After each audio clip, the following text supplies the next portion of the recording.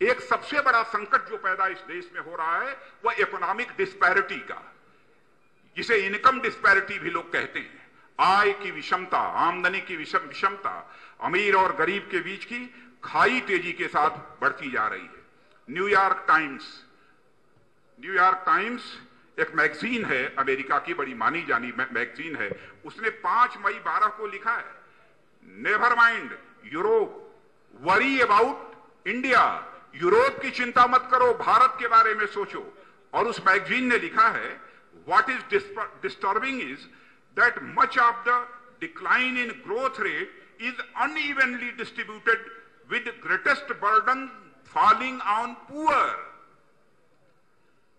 माने जीडीपी की जो ग्रोथ रेट हो रही है कितनी अनइवनली, माने एकदम बिल्कुल उसके वितरण में भी जो कुछ भी हो रहा है भारत में, उसके कारण सर्वाधिक बोझ यदि किसी के ऊपर पड़ रहा है तो गरीबों के ऊपर पड़ रहा है।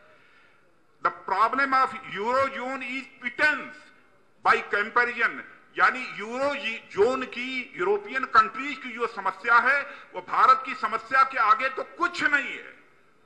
यह वहां की न्यूयॉर्क टाइम्स जैसे मैगजीन ने लिखा है। भारत में अमीर और गरीब के बीच खाई बहनों भाइयों बढ़ती जा रही है। यह अमेरिका की मैगजीन न्यूयॉर्क टाइम्स को दिखाई दे रहा है, लेकिन इसे हिंदुस्तान में, दिल्ली में बैठे हुए लोगों को यह इनकम डिस्पैरिटी, अमीर और गरीब के बीच बढ़ती हुई खाई, यह दिखाई नहीं दे रही है। सचमुच कितनी संवेदन शून्य यह सरकार हो गई है। कहती है कि 32 रुपया शहरों में जो कमा रहे हैं वह गरीब हैं। वह गरीब नहीं है। 26 रुपया जो गांव में कमा रहे हैं वह गरीब नहीं है। मैं इतना ही कहना चाहूंगा, प्रधानमंत्री जी, गरीबों की गरीबी को देखना है तो आंकड़ों में गरीबों के गरीबी के दर्द को मत देखो। गरीबों के गरीबी को दर्द को देखना है तो गरीबों की आंखों में झांक कर देखो कि गरीबी का दर्द क्या होता है। गरीबों की गरीबी के दर्द को आंकड़ों में देखने की कोशिश मत करो। किसान आत्महत्या कर रहा है, हर महीने 70 आत्महत्याएं हो रही हैं। आंध्र प्रदेश का किसान किडनी बेचने को मजबूर हो गया है। क्रॉप हॉलिडे की घोषणा कर रहा है कि हम फसल नहीं बोएंगे क्योंकि फसल बोने से हमको कोई लाभ नहीं होता है। यह हालत है। भारत सरकार में कृषि मंत्री रहते हुए बहनों भाइयों मैंने एक स्कीम बनाई थी ताकि हर किसान की एक निश्चित आय, एक निश्चित इनकम या इंश्योर की जा सके। वो फार्म इनकम इंश्योरेंस स्कीम है। मैं सरकार से मांग करना चाहता हूं, आपके द्वारा इसकी सराहना की जा चुकी है, इसलिए सरकार इसे लागू करे। 40% से अधिक 13 से लेकर 35 वर्ष की आबादी इस समय है हमारे देश की। लेकिन मैं यह भी बतलाना चाहता हूं कि यह जो 13 से लेकर 35 वर्ष तक की यह जो नौजवानों की आबादी हमारे देश में है, उसमें 75% गांव में रहते हैं। इस देश में यदि हम बेरोजगारी के संकट से भी यदि निजात पाना चाहते हैं तो मैं समझता हूं कृषि क्षेत्र के ऊपर विशेष ध्यान देने की आवश्यकता होगी।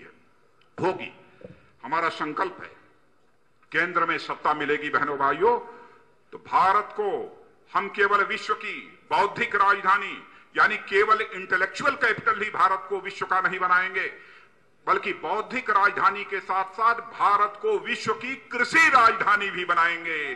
भारतीय जनता पार्टी कृषि क्षेत्र के ऊपर विशेष ध्यान देगी।